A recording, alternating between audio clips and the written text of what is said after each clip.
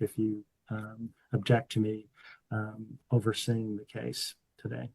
No objection, Judge, on behalf of the plaintiff. Okay, thank you. No objection, Judge. All right. Thank you, Mr. Guthrie. Thank you, Mr. Billick. All right. We're ready to proceed. And I think we've got a couple of things here. I've got a motion for summary judgment. I have a dueling motion for summary judgment. And then it's funny. I've got DM summary judgment, motion for summary judgment, PM summary judgment. So there's only two. There's only two. Yeah. I think over in the clerk's office, they probably got a little excited to have both of y'all here. So I'm going to go ahead and let y'all proceed. Who filed first for the motion for summary judgment? I believe The defense did. Okay. All right. Well, we'll go with that one first, and then we'll go from there.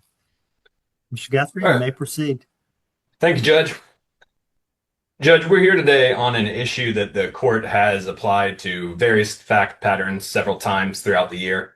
The question for this through the years, pardon me. The question of this motion is simply whether or not the CARES Act required the plaintiff to deliver a 30-day notice to vacate. Today, we're here on a post-HOA foreclosure eviction. Mr. Savoy's HOA foreclosed on him several years ago for, under $1,000 in assessments. Mr. Otto purchased the home on the courthouse steps and then filed this action, and here we are. Our argument is pretty straightforward.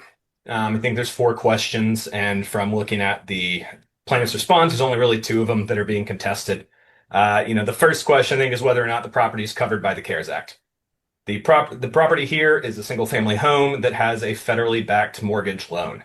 That original purchase money mortgage was insured by the FHA in 2004. And then actually in 2009, the Secretary of HUD was granted a security interest in the property for giving a sort of homeowner relief shot in the arm loan. So I guess technically the loan is twice backed by the federal government, but that doesn't really change the arithmetic here. Because of the mechanism of the HOA's foreclosure of its lien, and because of the HOA's governing documents, that original interest from the purchase money loan survived and is still applied to the property. Put it simply, Mr. Otto bought a home with a federally backed mortgage loan that is covered under the CARES Act. Like I said, looking at the plaintiff's pleadings, it doesn't look like that's in dispute. The second point is that there was no 30-day notice to vacate given. The notice to vacate that the plaintiff is relying on was dated March 13th. It gave Mr. Savoy 3 days to vacate, and this suit was then filed on the 17th. 3 days isn't 30. Again, I don't think there's a dispute there. Now, the other 2 questions is what we are disputing here, right? The plaintiff is disputing that A, the CARES Act notice to vacate requirement is still in effect, and B, that the CARES Act notice to vacate requirement applies to eviction cases other than for non-payment of rent. To be clear, this isn't a novel argument, right? This is the same argument that different plaintiffs made 4 years ago, and then made 3 years ago, and then 2 years ago, and then I don't think it's been made since. There is no new law that has appeared since then.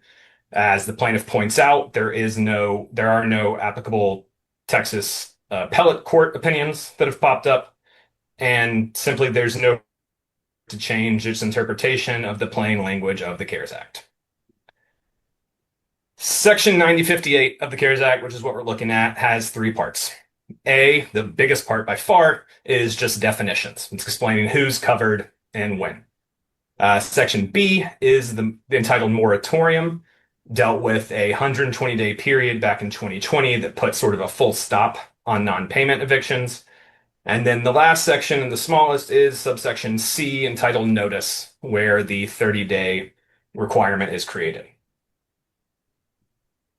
Yeah, like I said, these are the same arguments that plaintiffs have made for several years, and it comes, in my opinion, stems from the same misreading of the statute. The plaintiff is attempting to combine subsection B, moratorium, with subsection C, the notice requirements. In subsection B, Congress created a 120-day moratorium starting March 27th, 2020, that told all landlords covered under the bill, they could not file any eviction for non-payment of rent for 4 months. Right? Keep in mind, this was at the very beginning of the COVID pandemic. Everything was ground to a halt, and Congress just decided that if you want to get somebody out of one of these properties for non-payment, you're just going to have to wait a little bit. They blocked the ability to charge late fees or fines at the same time. But that section, subsection B, was explicitly only applicable to cases for non-payment of rent and explicitly only existed for 120 days. After writing that, Congress went on to write subsection C, which has two little protections in there, but the operative one is the 30-day notice to vacate requirement. There is no limitation to subject matter. There is no limitation, there's no temporal limitation there. It simply says that a lessor of a covered dwelling unit cannot require a tenant to vacate in a date that is less than 30 days. Got to give a 30-day notice to vacate. The second part of subsection C relates briefly back to the moratorium, in a separate numbered section with a separate sentence that says also you can't provide a notice to vacate during that initial moratorium at all.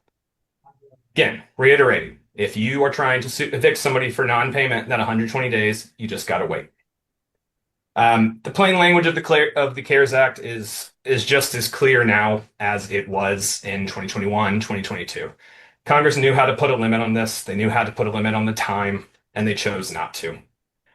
For those reasons, we are asking the court to find that the plaintiff has not delivered, or hasn't even claimed to deliver, a statutorily satisfactory notice to vacate, as the notice to vacate is an essential element of the claim of forcible attainder.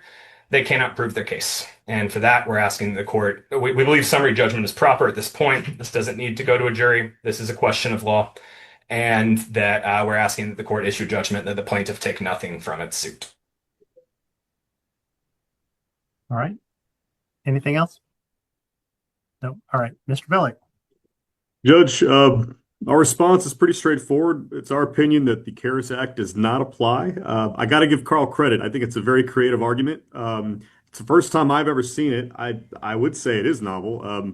Our office does 4 evictions every month, and we have yet to come across this particular argument. But again, it is interesting. But at the end of the day, Judge, it doesn't apply for simple statutory interpretation and plain meaning. So if you look at our response, we dig into the plain meaning of the statute. First off, Congress and the CARES Act on its plain face did not require an indefinite period of 120 days following the end of the moratorium. Moratorium ended back in, I want to say, more than 4 years ago. And so I have not seen anything in the statute that allows it to be extended out indefinitely.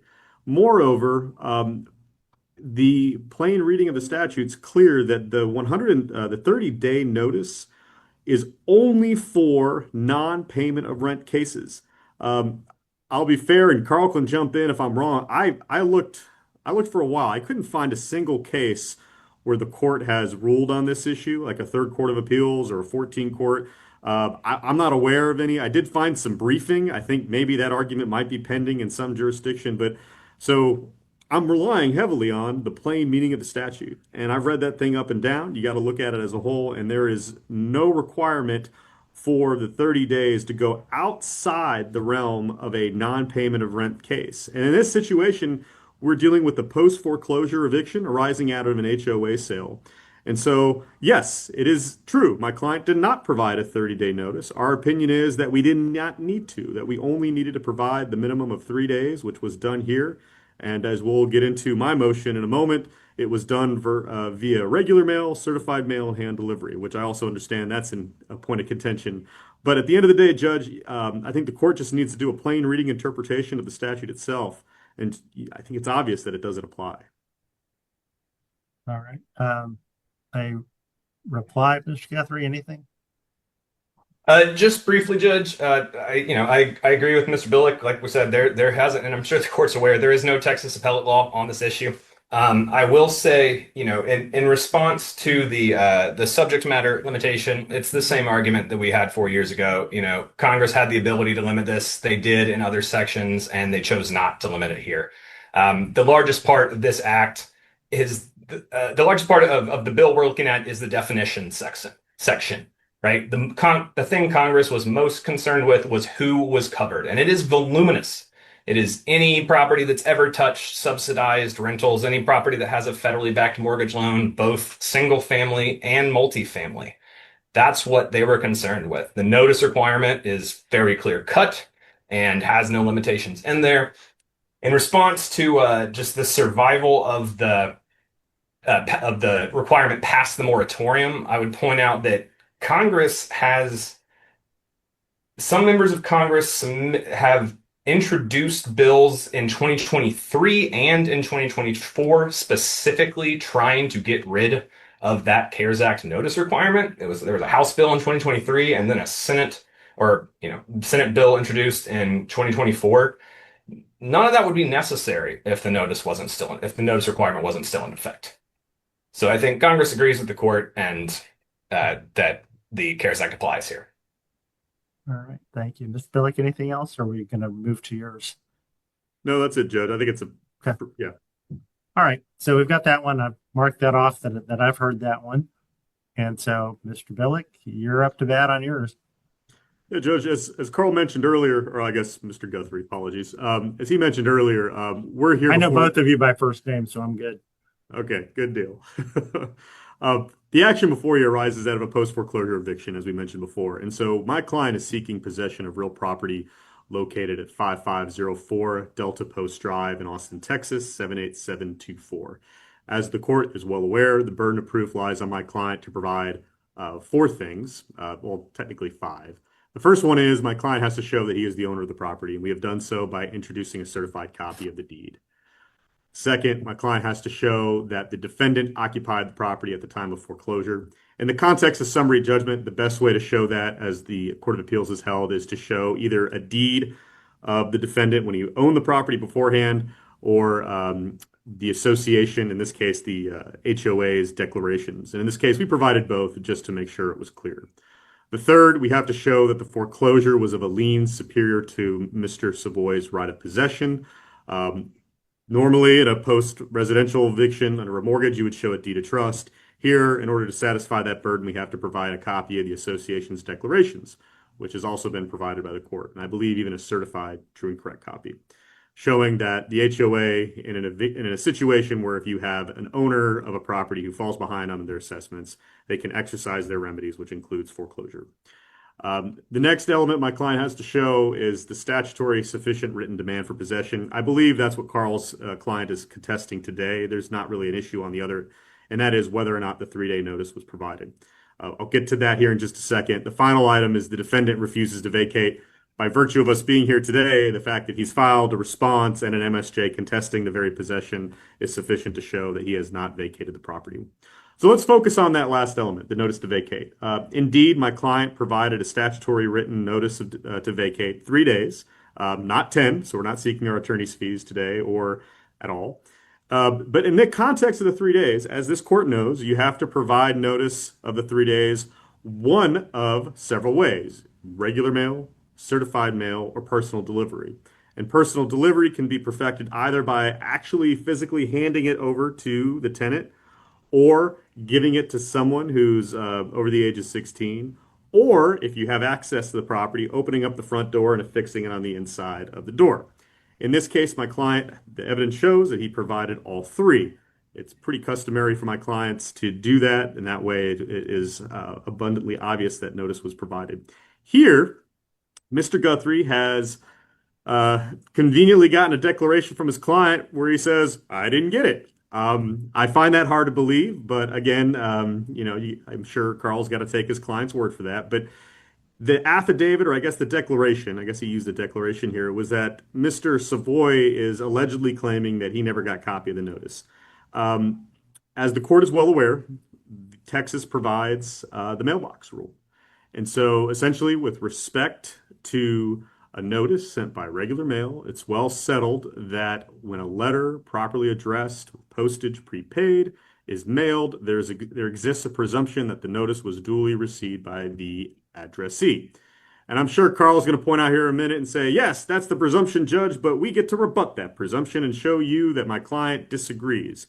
Well, if you look at that declaration, Judge, Mr. Savoy clearly states that he receives mail at that address and that there was no reason for mail to be interrupted. I would argue that just the plain statement of I didn't get it is not enough to rebut that presumption under a summary judgment standard. I believe my client has met the burden, showing all three have been met through regular mail, certified mail, and personal delivery.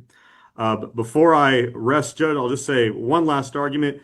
I always like to throw equity into the mix. And as this court is well aware, one of the reasons why we fight for tenants is oftentimes to delay the process, to give them some extra time in the home. And this is not a situation where the foreclosure just happened yesterday. I'll remind the court that this was a foreclosure that happened September of 2024. It followed a judicial foreclosure by the HOA, which is now common these days for HOAs. So there was a lawsuit. I believe it was a default judgment, but either way, there was a judicial process. A court of competent jurisdiction found that the foreclosure was proper. And then Mr. Savoy had a right of redemption. This is a single family home, so Section 209 applies. The residential, the HOA law that basically says you have a 180-day right of redemption. So again, another 6 months had to pass before my client could get possession. March comes around, and as you can see in the summary judgment record, we provided a certified copy of the letter from the HOA that basically said the 180 days expired. Mr. Savoy failed to redeem. My client sends out the notice to vacate in March, files immediately, but here we are in September. I mean, Mr. Savoy hired a good lawyer, and he's been able to keep this delayed for several months, but we're now a year out, Judge, and my client is eager to get some clarity on his investment because remember, he bought this property subject to the senior mortgage. And so there's some uncertainty as to whether or not the senior lender may or may not foreclose. And so he wants to use his investment. He wants to start operating on the property, improve it, whether he decides to fix it up and flip it or rent it out to future tenants. And so we believe sufficient time has passed. We need some resolution in this case. Thank you so much. Thank you. Mr. Guthrie?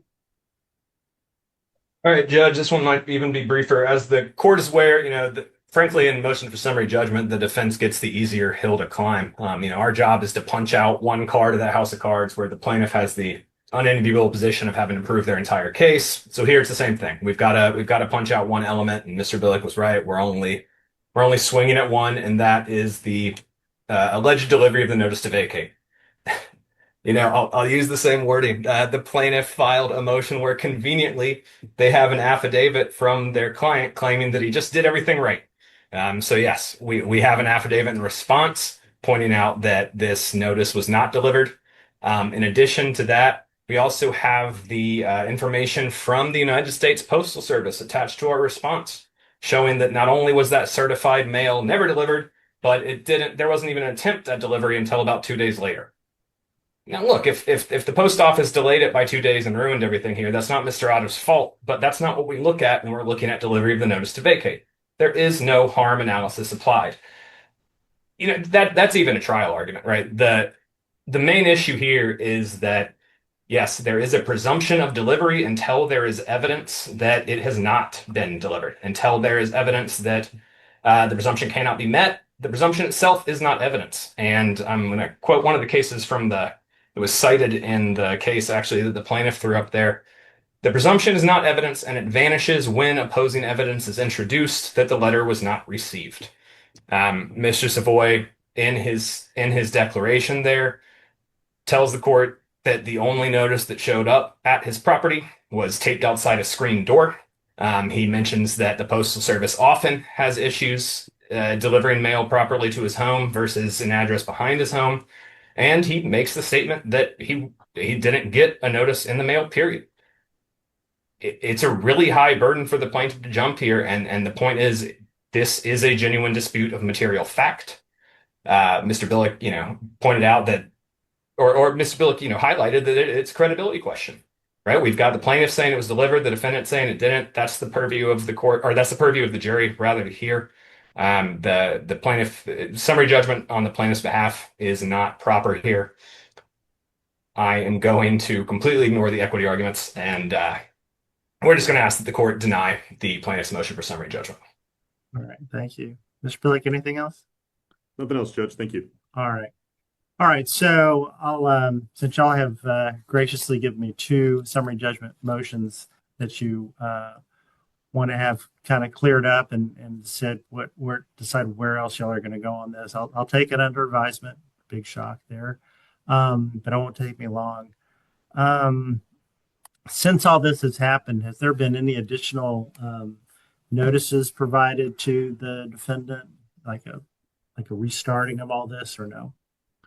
There hasn't, Judge. Defendant has filed a separate action, but that's about it. Okay. All right. All right. I just wanted to see if the clock had restarted regardless of what I did. So, just trying to see where you guys are. All right. I'll take it under advisement. Have you both sent me proposed orders on your respective motions and the opposing parties' motions? Yeah, you got we four in there, Judge. We put them in box, but we can forward them. Perfect. Well, if they're in box, we can grab them. Okay. I won't take super long on it. I know you guys your clients want to know what's going on. So I appreciate y'all doing by Zoom. Mr. Guthrie, I'll see you at the next whatever other presentation y'all have. Mr. Billick, I look forward to seeing you when you come back down to Austin, but you can regale me with Minnesota stories. Will do. I know property is much cheaper and prettier down there. It is. We were able to get a home significantly cheaper than Austin. A home that was built in the early 1900s, original woodwork. Oh my gosh! I love it. Oh my gosh! So it's American craftsman type. Yeah, well, style. It was a Scandinavian immigrant who built our house, allegedly by hand, and so it's got some cool woodworking. Oh my gosh! Yeah, family's doing okay. Everybody's doing all right. Everybody's doing great. Firm's doing great. So can't complain. Well, I'm glad you're able to do that from up there. So we'll see you down here at some point. Absolutely. Thank you, Mr. Guthrie. See you later. Thank y'all. Yeah, thank you, Judge. Thanks, Judge. Y'all are excused. Thank you.